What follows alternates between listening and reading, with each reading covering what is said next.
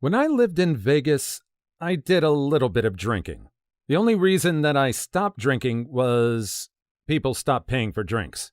I have the kind of personality that probably would have become more addicted to drinking, but I guess I was saved by, at that point in my life, being incredibly cheap. I don't think I'll share any of the stories here, but let's see what these people have to say here. What's the weirdest scenario you've ever woken up to after drinking? Story 1. I just joined to tell this story. 3 years ago, I was an assistant manager for a store in the city I still live in. I worked there for 2 years, and there was a hot girl that would come in sporadically a couple of times a year to purchase things from our store because there wasn't a local store where she lived at the time, New York State. I never really hit on her much because our store was a busy stress show and I knew she had a boyfriend. But some innocent flirting definitely went on. I knew she at least somewhat liked me, because she would always seek me out when she did come in.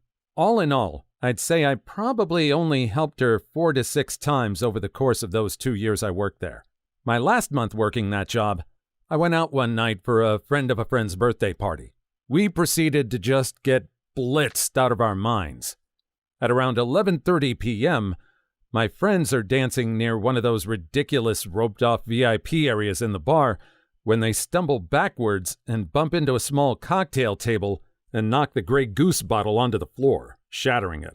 The very last thing I remember is arguing with the manager of the bar about how to handle the situation. He was telling us that we needed to pay for the bottle or leave the bar. We obviously decided to leave the bar because who wants to pay retail hiked bar pricing for a bottle of Grey Goose? They walked us out the front door and I blacked out.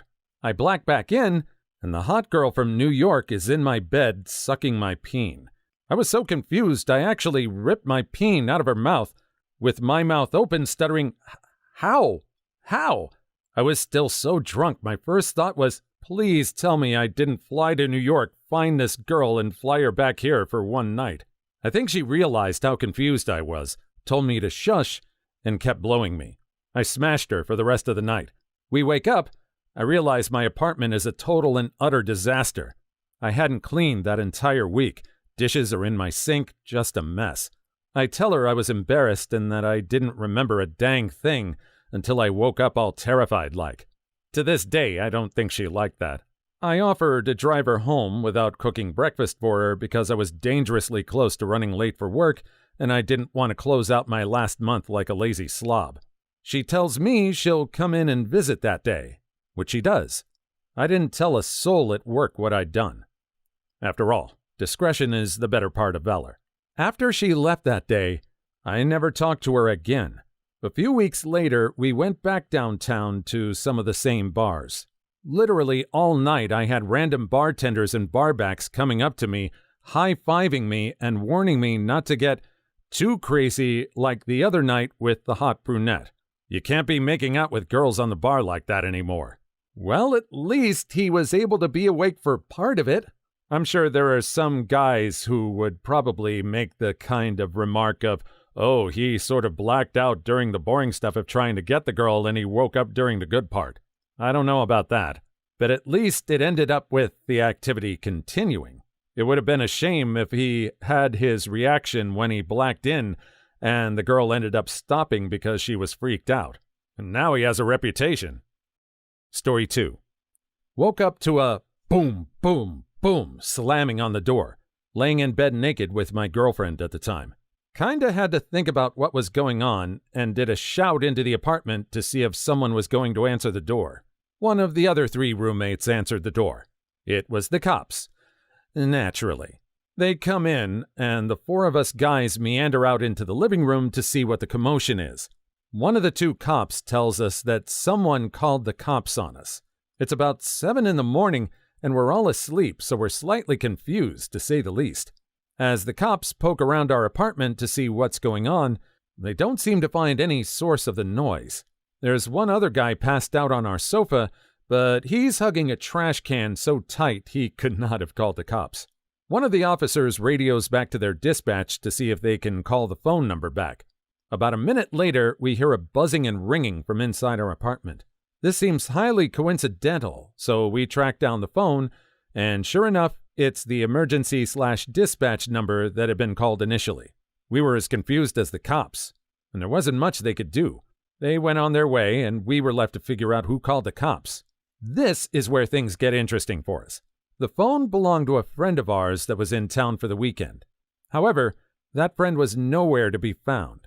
After we determined that our friend was no longer with us, we proceeded to call the police/drunk tank/hospital.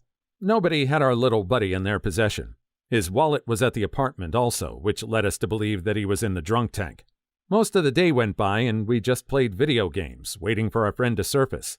A cab pulls up sometime later, and he pops out, telling us that he had no idea what happened. Apparently, the kid called the cops because he was so drunk he thought he needed help, without making sense to the dispatch. They send someone over, but not before the kid walks out of our apartment and goes to who knows where, only to end up dazed and confused. Too long didn't read? Our friend called the cops on himself. Did he not recognize anyone around him? Where was this guy? And how big is this house that he felt that alone? Was anyone not keeping an eye on him? Story 3. Woke up at around 6 a.m. to my roommate knocking on my door. "Did you bring someone home with you last night?" he says. Don't think so," I say. "Okay. There's someone in our bathroom. I tried to go in, but she won't let me in," he says. He hands me a wooden dowel and says maybe I should try. I open the bathroom door, and that is where it started to get a little weird. There is a woman in our bathroom, naked, long string black hair, overweight, hunched over the toilet bowl, top of the tank off to the side, digging around in the tank, muttering to herself. The bathtub is overflowing onto the floor a bit. In the bathtub, there is a single pair of stockings. I just stare for a moment, jaw dropped, then say, "You can't be here." She turns around and yells, "Get the hell out of my bathroom!" and slams the door. So now I'm face to face with a door, jaw still dropped. I turn slowly to face my roommate. "Maybe we should call the police," I say. I call 911 and say, "Okay, there's a naked woman in my bathroom and she won't leave. Can you help?" 911 lady says, "Please don't prank 911, and hangs up. I called back, "Yeah, I'm not freaking around. Please help." Cops show up with a look of incredulity on his face. "Yes, there is a naked lady in our bathroom. No, we don't want her here. You will understand when you see her." Cops try to open the door. Door is slammed in his face. He looks at us. He now understands. He pushes the door open, and lady, still naked, dashes out into the middle of the living room. He starts to move after her. She runs around to the other side of the coffee table. He chases her. They go around the coffee table a few times before he finally catches her. She is now handcuffed in the middle of our living room, naked. The cop looks calmly in my direction, then back at her, then back at me and says, "Can I borrow a sheet?"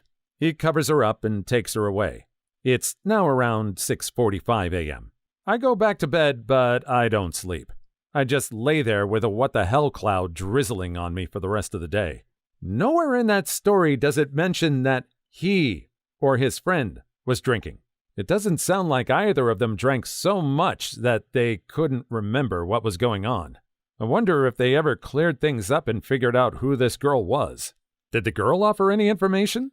This sounds like one of those instances where you might want to have some cameras around the house in case of some false accusations.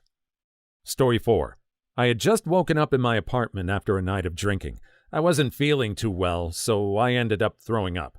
Hopped in the shower to ease my queasiness and passed out naked on the floor in front of my bathroom. I wake up about an hour later and had to poop. So I'm sitting on the toilet when I hear my TV. I don't remember turning it on, but I'm severely hungover, so I don't think much of it. All of a sudden, I hear little footsteps. I look up, and standing in my bathroom door is a little boy of about 1 or 2 years. When I realized I wasn't hallucinating, I noticed the kid's nose was running pretty bad. As the oldest of 4 kids, my first instinct is to wipe the kid's nose. I shove some TP in my butt and put on my boxer briefs. I walk into my living room, and sitting on my couch is a little girl, probably about 4 years old. At this point, I don't know what to think, so I just wipe the kid's nose and ask the little girl where they came from. She points at my front door. I ask her which apartment they live in, and she again points at my front door. I shake my head and tell them to sit tight and watch TV while I finish pooping. As I'm walking back to my bathroom, there's a knock on the door. I figure it's the parents looking for their kid, so without thinking about the fact that I'm just wearing underwear, I answer the door. I am greeted by 4 police officers. I immediately realize how bad this looks, so I blurt out, "Hey guys, I just woke up and found these kids in my apartment. Come on in and get them." One of the officers smiles and says, "Hi," because he frequents my store. Another calls down to the parents. They came up the stairs and grabbed their kids. Officer just says thanks, and I shut the door. Story 5. I brought a bottle of absinthe home for Thanksgiving. Oh, that is the best opening line to any of the stories so far. For those in the U.S. unfamiliar with absinthe, as the real stuff is banned here, it contains a chemical called thujone that supposedly makes you hallucinate. In reality, it just gives you a stoned or drunk feeling. Most bottles have 5 to 10 milligrams of the stuff. This bottle had 100 milligrams, plus it was 150 proof. The wormwood was literally still floating in the bottle. So my mom rarely drinks as she gets drunk off even just the smell of alcohol. Half a glass of wine and she's blitz-faced. When she sees the bottle, she asks, "Oh, is this that stuff from Europe?" I answer yes and jokingly offer her a shot, which to my astonishment, she takes. My siblings and I are still stunned when in walks my dad. "Dad, Mom's one up on ya," I told him. "Oh, the heck she is," he replies and takes a shot himself. My brother, sister, and I finish the bottle, and my parents go off to bed. I wake up the next morning covered in blood. There's blood on the carpet, and a chunk of my mom's kitchen counter is missing. I wake my sister and ask her what happened last night. Here's the story. My brother is 6'5". I am not. My brother was also trained in Brazilian Jiu-Jitsu by one of the Gracies. I was not. So in my drunken haze, challenging him to a wrestling match may not have been the wisest of decisions. We went at it, and during the match, his elbow went through the countertop, breaking a piece off and slicing his arm. My sister said, "You saw he was bleeding and declared yourself the winner." "Makes sense," I said. "Not really. He had your arm twisted behind your neck and you were crying at the time." "Still, I drew first blood. Winner." The imagery I have of you covered in blood, sobbing and tangled up while declaring yourself the winner through sniffles is amazing. Story 6. Passed out at my girlfriend's place for the first time after a Halloween party. Since she still lived with her folks at the time, I was set up in the guest room. Really nice room, all antique stuff. Much homemade red wine was consumed that evening. I was laying in bed and the room was spinning badly. Started to feel sick, so I reached over to turn on a lamp. Fumbled for a bit, heard a weird sound, couldn't find a light. Instead, I pulled the garbage can to the side of the bed and puked in it. Stumbled to the bathroom, finished puking, back to bed, and passed out for good. I woke up the next morning to the dulcet sounds of my girlfriend gently yelling, "What the hell?" With my head throbbing in utter pain, I look around. That weird sound I heard? The glass hurricane lamp that I accidentally tossed around the room, smashing on the floor. The garbage can I pulled over? No, that was the drawer of the antique night table, and I partly missed in my efforts. A nice pile of purple puke. Red wine, remember? On the white carpet was smiling back up at me. Apparently, my girlfriend's father had woken up earlier in the morning, opened the door to check on me, quickly closed the door, and took my wife out for breakfast and coffee. Bless that man. My girlfriend? She's now my wife of 14 years. Too long didn't read? Trashed my future wife's parents' guest room with purple puke the first time they let me sleep over. Your father-in-law is freaking awesome. All in all, everything worked out better than expected. Happy 14-year anniversary to them. Plus, the father-in-law seems like a really cool dude. I wonder how the mother-in-law feels. Hopefully, she's forgiven him. Story 7. It's summer, and the last Harry Potter book has just come out. I'm about 30 pages away from finishing it when I realize I'm already late for a dinner date with friends. so I put in my bookmark and leave it on my bed. At dinner, drink about 2/3 of a bottle of wine. Next, go out and commence lots of drinking. I am very drunk. On the way home, stop by a bodega to get a Gatorade so I won't be quite as hungover, but get drunkenly distracted and spend my last $10 on a 3-pack of corn magazines. Yes, magazines. Old school. Arrived home excited about my recent purchase and set up what promises to be a nice end of the night, but realized quickly I turned my attention to Harry Potter and the Deathly Hallows, of which I only have about 30 pages left to read. I'm easily distracted when drunk, clearly. I put the corn aside and start to read, but immediately pass out cold. Woke up naked with opened Harry Potter on my chest, tissue and lotion to my side, and unopened near my feet. Very confused. Don't worry, mate. You're not the first and far from the last person to have a go to some quality Harry Potter. Although, considering what goes on in the last 30 pages, I have to question your taste a little bit. Story 8. In bed with a friend for whom I had no romantic feelings. He was super hot, though. No pants on. No pants to be found. Wearing a shirt, but no bra. His mom walks in and says, "Hi, not a witty name. I have your pants. They were soaking wet, so I dried them for you." I am still drunk. Very drunk. And embarrassed that his mother has just dried my wet pants, when I don't know why they're wet. Did I pee myself? Did I get in their hot tub wearing pants? Did I spill all over myself? I get dressed and go to find my friends. Everyone is passed out, so I start obnoxiously waking them up. In the midst of this, I notice I'm covered in cuts, all over my body, but particularly my hands and arms. Nothing is making sense at this point, obviously. His mom then mentions that a vase full of flowers was broken. Yikes! I was apparently running around acting like a velociraptor and broke the vase. The water from the vase got all over my pants, and I cut myself cleaning it up, and failing at said task. Neither of us know what happened in his bed to this day. It was a fun night before I blacked out. Upvote for wanting to be a velociraptor. Story 9. I hope someone sees this. We were having a house party with a new group in celebration of an event in college, and none of us had drank together before. So we went big. It was at my house. There were a handful of people that stayed the night, and I let some overly drunk/sick girls stay in my room, and I crashed on the couch downstairs. In the middle of the night, around 3 a.m., I wake up and decide to go check on my girlfriend upstairs. As I turn the corner to start walking up the staircase, there is the most disturbing thing I've ever seen. At perfect eye level, about 8 stairs up, a girl with her pants completely off in crab walk position, slowly crab walking down the stairs as she is taking a pee. She was coming towards me, leaving a snail trail all the way down the stairs, soaking the carpet. She is completely wasted and borderline unconscious. She didn't remember it the next day, and I painfully had to explain to her why I needed her to clean the carpet on the staircase. Too long didn't read? Drunk girl fires pee out of her cooter as she crab walks down the stairs naked.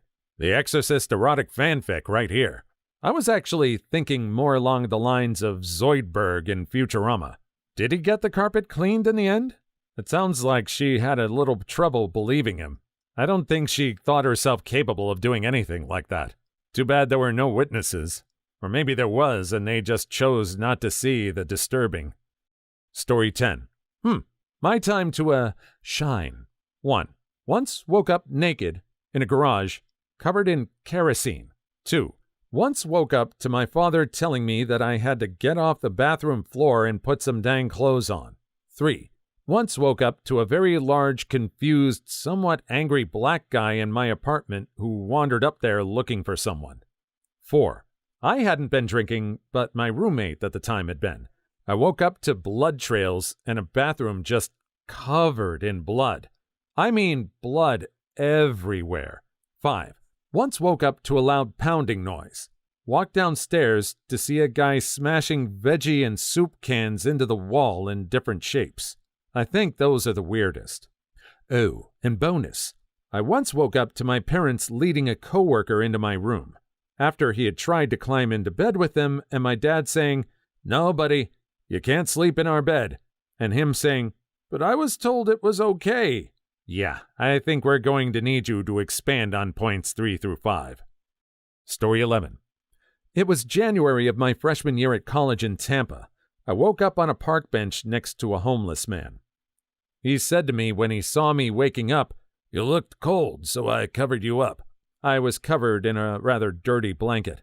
Upon sitting up and experiencing those first shooting hangover pains, the homeless gentleman, who had now introduced himself as Stephen, reached into his bag and pulls out a flask, handed it to me and said, "This will help." It did. I tried to give Steve what I had in my wallet, little more than $20, but he refused. So I asked him if he slept there often. He said yes. So I went to Target later that day and bought the most comfortable blanket I could find. Had one of the older students buy a handle of Captain and scored a 20.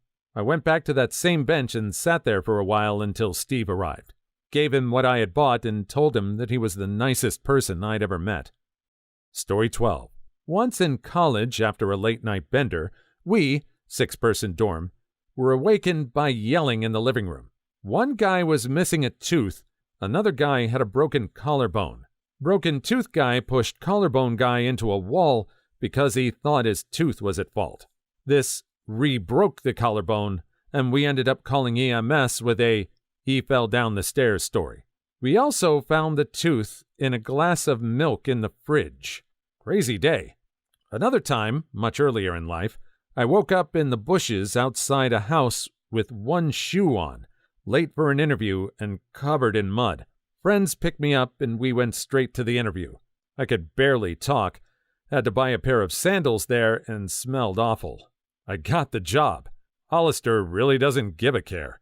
For your information, I heard that if you knock a tooth out, putting it in milk increases the chances of a dentist being able to stick it back in. Yeah, I'd heard that as well. It seems some bit of common sense crept its way through all the drunken haze. Too bad the collarbone couldn't be saved the same way. So was this an accident, or was there an actual fight? Please like and subscribe if you've made it this far. I hope you'll enjoy the rest of the video and have a wonderful day. Story 13.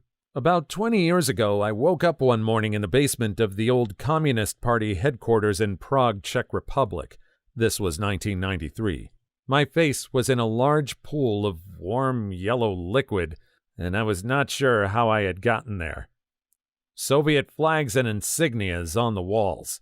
Sprawled bodies were all over the floor and on nearby tables. Last memory is of being in a club and having a very drunk Finnish man laughing, hugging me, and telling the women that he was with that we were going to take me to a nearby park, unalive me, and steal all my money, which apparently is a funny prank to play on an American student. Good news is that this was post-collapse of the Soviet Union, and the party headquarters had been converted into a beer hall. The pool of fluid had come from spilled beers and the like. But there was a long, long moment while I was still drunk, and all I could think is that I had somehow survived a bloody coup. Story 14. I blacked out one night and woke up with a piece of buttered bread on my nightstand, uneaten, and another piece, butter side down, on my leg. I gathered my wits, started to question my choices in life, and moved all of the clothes and other things off my bed into the chair of my room. I started looking for my jeans that I had worn the night before to locate my debit card, which was usually in the back pocket, and while searching through the pile, which had just been on my bed, I came upon a plastic bag of unknown origin. When I looked inside, I found a rotisserie chicken. So, to recap, I get drunk, I go to the chicken place on my block and get a whole chicken. I get home, decide that's not enough of a snack, and butter 2 pieces of bread. I then pass out before eating any of it and sleep with bread on my leg and chicken in my bed. Story 15. Woke up around 2 a.m. after a night of heavy drinking. I'm pretty sure it was Halloween. Walked into the kitchen to get some water and find my very large, 6'7" and probably 300 to 400 pounds friend sitting on the floor in nothing but his tidy whities with a half-eaten box of pizza in his lap. He hasn't seen me enter the kitchen yet, but I see him. He then picks up a large slice and proceeds to slap himself in the face with the pizza, over and over again, all the while berating himself for getting so drunk again, being so fat, etc. Funniest and strangest thing I've ever seen. I watched for a few minutes, and then went back and took the pizza from him. The rest of the night, he basically slept in the bathroom, hugging the toilet while puking, still in nothing but his white underwear. It's a little sad that these feelings came out while he was this drunk. Did he talk about it afterwards with the guy? Was this the rock bottom he reached to where he needed help and got it? I hope he was able to get some self-control after this. Story 16. I woke up during the night in boxers and a t-shirt outside in the middle of February on a lounge chair at a pool surrounded by puddles of my own vomit. It was not my house. It was not a friend's house. I woke up at around 3 a.m., noticed all of this, and none of that registered, so I fell back asleep. I woke up again around sunrise, absolutely freezing, utterly disgusted, and thoroughly confused. Apparently, I got sick and tired while walking home from the bar and stopped in some person's yard along the route home. Fortunately, it's a shore town, so it was abandoned for the winter. I stole a towel from their yard for warmth and walked the rest of the way home. You're lucky you didn't die from hypothermia. Story 17. Woke up, still drunk and stoned on the couch in the suite room of my friend's college dorm. I woke up from the sound of 2 adults walking into the suite. My friend's suite mate had dropped acid and called the paramedics on himself because he was throwing up. I sat up and sat there perfectly still, watched them examine him, and then strap him to a chair to take him out. Nobody acknowledges my existence. In the morning, I wake up in the same location from someone coming into the room. It's the suite mate. He's in a hospital gown with electrodes stuck to his chest. He escaped from the hospital. This sounds like a fun game. Drop acid, call the hospital/police, and then try to escape. He won. Story 18. 1. I woke up at a marina at 6 a.m. with my left arm and leg hanging off the edge over the water. No absolute idea how I got there. 2. I woke up in a fire pit with more than 10 friends screaming, "Frick, oh frick, frick, frick." 3. Stayed over at a friend's house. He had an awesome loft bed over a normal bed. I fell asleep below and he above. We both woke up in the bed opposite to the one we'd fallen asleep in. I had a friend who would always fall into the fire every time we held a bonfire. I'm serious when I say every time.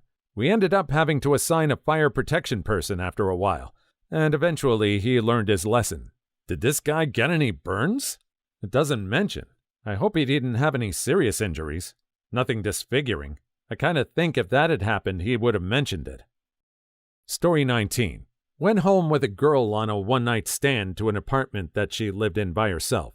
I woke up the next morning to her dad busting in yelling, "Brooke, wake up! Your sister is having a baby, and I've been trying to reach you since 1 a.m. Yeah, it was a little awkward at first, but it only got worse when she brought me to the hospital with her so she could fake that we were dating and not look like a hussy in front of her family. I even got to meet the newest member of the family. Went to bed on a one-night stand, woke up to a birth. That's kind of cool, though. Story 20. Woke up at around 7 a.m. on a Thursday in a room I didn't recognize. Took stock of the situation. Blonde asleep next to me. Naked except for a beanie. Stained glass Pikachu poster glowing in the window. Pantless, with little splatters of blood all up the arms of my shirt. No visible wounds on either of us. I figured it was high time to bail, so I got dressed as quietly as I could and left. I almost made it back to my dorm scot-free when I passed by the board of visitors, stumbling bedraggled and hung over in a shirt covered in blood. Story 21. For a period of time, I would get blackout drunk and mess with tomorrow me. One of the best examples of this is when I hid my pants containing my keys, cell phone, and wallet from tomorrow me. I even turned the phone off so I couldn't call it. Turns out I hid them in the box spring. It took me 45 minutes to find them. Blackout me is such a jerk. I have the same thing, even though I think my blackout self is just mentally challenged. Once I found my phone in the fridge and my wallet in the bread basket. Story 22. Woke up, fully dressed, with that feeling that something bad happened. Reached over for my glasses, which were nowhere to be found. Decided to check my phone for clues, but it was gone. Wallet, empty. Passport, gone. Decided to shower and get cleaned up and discovered a fairly bad cut on my bicep. Wandered into the kitchen in my halls, and people start asking me where I went the night before. Hell, I was hoping they could tell me, but the mystery remains. Still look at that scar every now and again and wonder what the hell happened. Right kidney, gone. Story 23. I blacked out on Halloween one year, with my last memory being stumbling away from a riot because I didn't want to get busted for underage drinking. I woke up the next morning in my own bed with no idea how I got there. The back of my shirt was covered in mud. I had a huge gash on my leg, and my phone and iPod were gone. Also, I somehow managed to lose my socks even though my shoes were still on. Story 24. Alone on a sailboat. Holy frick, me too. Dang good it had a motor because I'm an awful sailor. Took it to the marina I assume it belonged to. It had some kind of sticker thing. Tied it up, walked to the road, and hitched a ride to my friend's house. All of this happened at around 4 a.m. with me not wearing shoes. And I still have no idea whose boat that was. Story 25. The last time one of these threads came about, a guy told the story of how he would get blackout hammered and end up on an airplane to random destinations. Not once or twice, but continuous reoccurring instances of blacking out and ending up at the airport on a plane. It was an awesome story, and I hope he tells it again. Tyler Durden. Story 26. Once, I woke up next to my friend, and we were both in our underwear on a soaking wet bed with cups everywhere and the bathroom sink running. A week later, I woke up wrapped in my comforter and sleeping on my longboard with my hands in my shoes. I should probably slow down on the drinking. Curse it, dude. Story 27. 3 states away from where I started, alone on a bench in a rest area on I-95. Luckily, I still had my pants, wallet, and glasses. After a night of drunkenness, glasses are the first thing I make sure I have. I don't know why my first reaction is, make sure you can see better, instead of, make sure your identity can't be stolen and ruined. Story 28.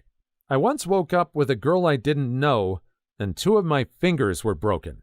I didn't ask her name and just dropped her off, so I'll never really know what happened. A month later, I woke up with her again and had to go to the hospital because my foot was still bleeding. Still don't know her name, but she may be a harbinger of my death. She'll end up your wife. That's how these things go. Story 29. After quite a drunken, snowy night in college on a nameless island in northern Maine, my friend and I woke up sunburned on a beach in a national park surrounded by Asian tourists taking photos around us. I still don't know how we made the 10-mile ride, and I don't know what foreign tourists were doing in Maine. Life is full of mysteries. Story 30. The top floor of a 2-floor McDonald's around 6 a.m. on a Sunday, wearing nothing but a bathing suit. They almost always had the top floor chained off. I came downstairs to a large crowd of old people getting their morning coffee. I don't think any of their employees noticed me slink down the stairs and out the door. Story 31. It's not really waking up, but when I was in Tokyo for spring break, I came out of my blackout after landing on the roof of a 2-story house. I never found out how, but I'm guessing my love of Ninja Warrior played a role. It resulted in 2 broken feet and a group of police officers carrying me down the stairs. Story 32. On a train. Let me tell you, there is nothing like waking up on a freaking train and not remembering going to sleep on one. I woke up on the PATH train, subway between New York and New Jersey, once at like 4 a.m. I remember getting on it at like midnight. Apparently I had ridden it a few times. Story 33. I slept on an inflatable bed in my gay friend's front room. He was sleeping on a sofa bed roughly 8 feet away. I woke up in the morning to a huge fight that he had kissed and smashed his boyfriend's straight twin brother while all three of them were in the bed. Story 34. Woke up on a mate's doorstep, outside, wearing a different set of clothes to what I was originally wearing. This mate wasn't even out that night. He woke me up at 9 a.m. as he was leaving for work. Had loads of bird poop on me as well. Story 35. I woke up in Korea. I started drinking in Japan. It wasn't until I realized the hotel TV was talking to me in Korean did I realize I was in a different country than the one I started to drink in. Apparently, flying a plane drunk is easier than it sounds. Story 36. I woke up on a sofa in someone's living room, no idea where I was, with a ginger kitten attacking my hand. My friend once woke up in a busy train station with a load of Chinese tourists taking pictures of him. Story 37. I woke up to a homeless man cooking beans on my stove. He then offered me some, which I ate because I was so hungover. Took me a good hour or two to figure out he was homeless. Story 38.